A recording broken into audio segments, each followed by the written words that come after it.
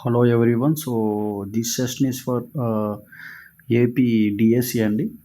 AP DSC. So geography నుంచి important, very very important అనమాట. ఖచ్చితంగా ఈ టాపిక్ నుంచి అయితే ఫిజికల్ ఫ్యూచర్స్ ఆఫ్ డివిజన్స్ నుంచి కంపల్సరీగా క్వశ్చన్స్ అయితే వస్తాయి.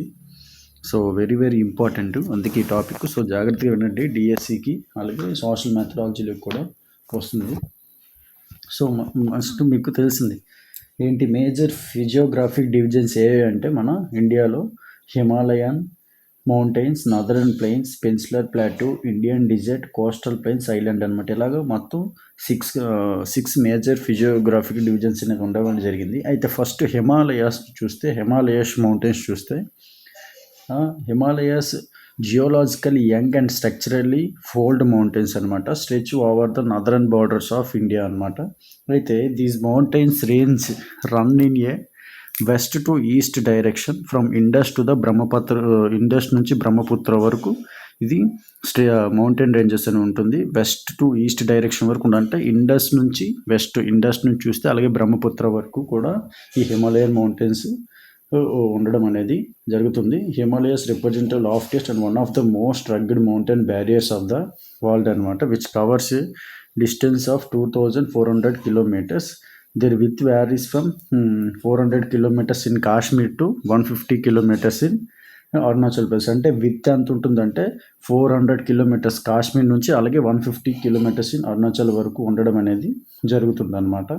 అర్థమైందా? అయితే ఇక్కడ మళ్ళీ ఈ హిమాలయాస్లో ఏంటంటే మనకి త్రీ రేంజెస్ అనేది ఉండడం జరుగుతుంది. ఒకటి ఏంటంటే హిమాద్రి, అలాగే హిమాచల్ ఆర్ లెస్సర్ హిమాలయాస్, ఇంకొకటి ఏంటంటే మనకి శివాలిక్స్ అనమాట.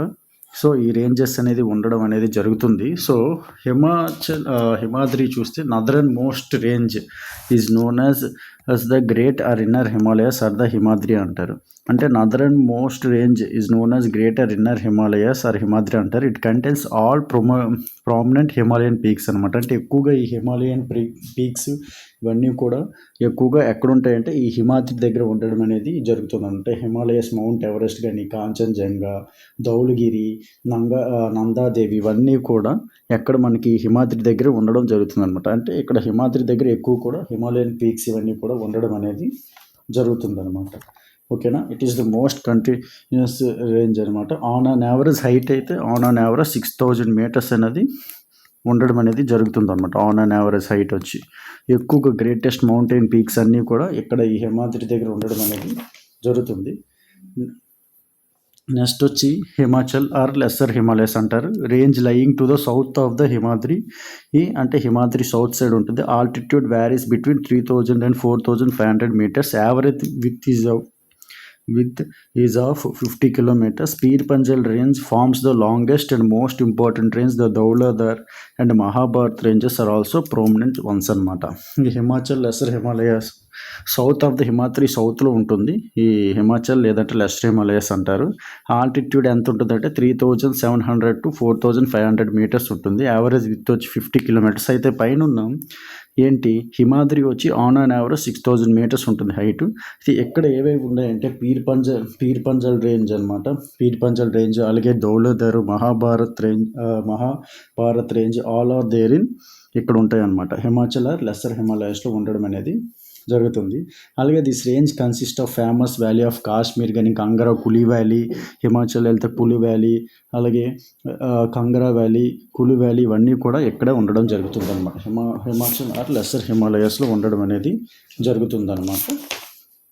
సో అది నెక్స్ట్ వచ్చి ఏంటంటే శివాలిక్స్ అనమాట. నెక్స్ట్ వచ్చి ఏంటంటే Shivaliks the outermost range of the Himalayas అనమాట. Longitudinal valley lying between Himalayas and Shivaliks are known as duns అని చెప్పడం అనేది జరుగుతుంది అనమాట.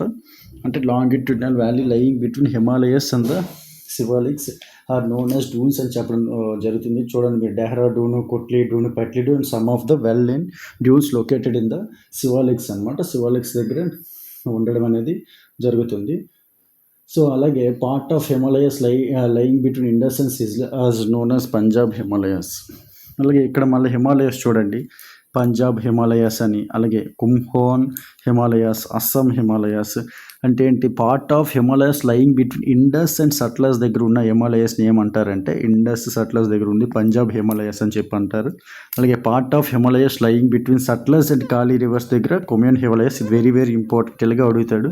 అంటే a part of Himalayas lying between Sutlej and Kali rivers దగ్గర ఉండి ఏ హిమాలయస్ అని చెప్పి అంటారంటే కంపౌండ్ అనమాట. ఇవన్నీ ఇంపార్టెంట్. అలాగే Assam Himalayas, the lying between Teesta and Dihang rivers is known as Assam Himalayas అని చెప్పి అంటారు అనమాట. తీస్తా అండ్ దీహాంగ్ రివర్స్ మధ్యలో ఉంది ఏ హిమాలయస్ అంటే అస్సాం హిమాలయస్ అనేది చెప్పడం జరుగుతుంది అనమాట. ఓకేనా, వెరీ వెరీ ఇంపార్టెంట్. అలాగే the Purvachal or eastern hills and the mountains, these hills are running to the north eastern states, Patkai hills, Naga hills, Manipur hills అనమాట. ఈ పూర్వాచల్ అలాగే ఈస్టర్న్ హిల్స్, ఈ పట్కాయ్ హిల్స్ ఇవన్నీ కూడా ఎక్కడ ఉంటుందంటే రన్నింగ్ టు నార్త్ ఈస్టర్న్ స్టేట్స్లో ఉండడం జరుగుతుంది. పట్కాయ్ హిల్స్, నాగా హిల్స్, అలాగే మణిపూర్ హిల్స్ అని ఉండడం అనేది జరుగుతుంది. నెక్స్ట్ వచ్చి నదరన్ ప్లేన్ అనమాట. Northern plain, so it has been formed by 3 major river systems వల్ల ఈ నదరన్ ప్లేన్ అనేది ఫామ్ అవ్వడం జరిగింది. ఏంటంటే Indus, Ganga and Brahmaputra along with the tributaries. This plain is formed of alluvial soil. ఇక్కడ వచ్చేది మనకి వెరీ వెరీ ఇంపార్టెంట్ ఏంటంటే అడుగుతాడు, formed by 3 major river systems అన్నాం కదా నదరన్ ప్లేన్స్. అవి వచ్చి ఏంటంటే గంగా, బ్రహ్మపుత్ర, ఇండస్ అని చెప్పడం జరుగుతుంది. మేజర్గా ఎక్కడ ఉండేది మనకి ఏ సాయిల్ అంటే అల్యూవియల్ సాయిల్. సో మీకు ఆల్రెడీ తెలుసు alluvial soil is always suitable for the cultivation, agriculture కల్టివేషన్కి బాగా కూడా ఆ సాయిల్ అనేది సూటబుల్ అవ్వడం అనేది జరుగుతుంది అనమాట. అర్థమవుతుందా? Next Ganga plain extends between Ghaggar and Teesta rivers అనమాట. ఈ గంగా ప్లేన్ అనేది ఈ గాగర్కి అంటే ఎక్స్టెండ్స్ ఎక్కడి నుంచి ఎక్కడి వరకు between Ghaggar and Teesta rivers అనమాట ఎక్స్టెండ్ అవ్వడం జరిగింది. Next the largest part of the northern plain is formed of older alluvium. ఏమంటారంటే బంగారు అంటారు. కంటైన్స్ కంకర్. అలాగే న్యూర్ అల్యూవిలియం ఏమంటారంటే khadar, renewed almost every year అనమాట. ఇక్కడ చూసుకోండి, largest part of the northern plain is formed of, ఎక్కువగా ఈ నదరన్ ప్లేన్ ఎక్కువగా దేంతో ఫార్మ్ అయి ఉంటుందంటే ఈ ఓల్డర్ అల్యూవిలియంతో ఎక్కువగా ఫామ్ అవ్వడం ఉంటుంది. దాన్ని బంగారు అంటారు. న్యూర్ అల్యూవిలియం ఏమంటారంటే కాదర్ అంటారు. రీన్యూడ్ ఆల్మోస్ట్ ఎవ్రీ ఇయర్ కూడా అది రీన్యూడ్ అవ్వడం అనేది జరుగుతుంది అనమాట. ఓకేనా. Next, Peninsular Plateau. The part of the Peninsular Plateau lying to the north of Narmada River, covering a major area of Malwa Plateau, is known as Central Highlands అనమాట. Peninsular Plateau lying to the north of Narmada River, అలాగే covering a major part of the covering a major area of the Malwa Plateau is known as Central Highlands అనమాట. గుర్తుపెట్టుకోండి. అలాగే the eastward extension of this plateau are locally known as ఏమంటారంటే Bundelkhand are బఘేల్ఖండ్ అని చెప్పి అనడం అనేది జరుగుతుందన్నమాట. ఓకేనా. అంటే the eastward extension of this plateau locally known as Bundelkhand and Baghelkhand అంటారు. అలాగే ఈ part of the peninsular plateau lying to the north of Narmada river, అలాగే covering a major area of Malwa plateau is known as central ఉంటుంది కాబట్టి central islands అని చెప్పి అనడం అనేది జరుగుతుందన్నమాట. అర్థమైందా. అలాగే next western Ghats, eastern Ghats చూద్దాం. So western Ghats higher then eastern Ghats. Compare to the eastern Ghats western Ghats అనేది చాలా పెద్దది. అలాగే average elevation is 900 to 1600 metres ఉంటుంది యావరేజ్ ఎలివేషన్.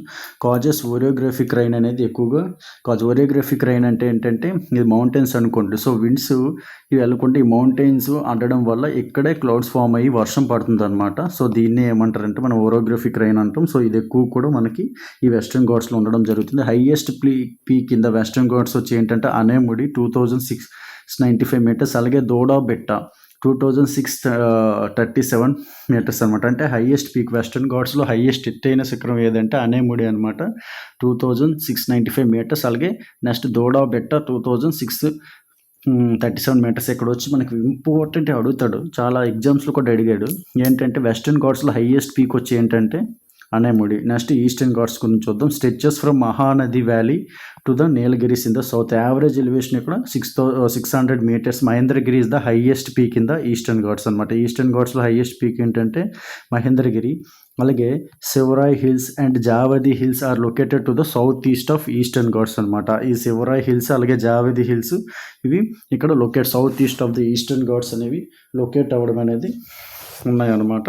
ఓకేనా. అయితే ఇక్కడ వెస్టర్న్ ఘాట్స్లో హైయెస్ట్ పీక్ వచ్చి ఏంటంటే అనేముడి, అలాగే ఈస్టర్న్ ఘాట్స్లో హైయెస్ట్ పీక్ వచ్చి ఏంటంటే మహేంద్రగిరి అనమాట. సో వెరీ వెరీ ఇంపార్టెంట్, మీరు గుర్తుపెట్టుకోవాల్సిన అవసరం అయితే ఉంటుందన్నమాట. ఓకేనా. నెక్స్ట్ ఇక్కడ చూడండి, largest salt water lake in India ఎక్కడ ఉందంటే చిల్కా లేక్ అనమాట. అది ఒడిస్సా అనమాట. గుర్తుపెట్టుకోండి, largest salt water lake in India is Chilka lake, Odisha. Odisha అనమాట. అలాగే నెక్స్ట్ ఐలాండ్స్ మీకు తెలిసే ఉంటుంది, ఐలాండ్స్. సో ఇక్కడ చూడండి, earlier there was known as Laccadive, Minicoy and Amindivi. In 1973 these were named as Lakshadweep. అంటే ఎర్లియర్ ఈ లక్కాదేవి, మినీకాయ్ అండ్ అమెందీవి, సో ఇవన్నీ 1973లో ఏమని పిలవడం అయిందంటే లక్షద్వీప్ అని పెట్టడం అనేది జరిగిందనమాట. సో ఇవి ఓకేనా. Okay, thank you.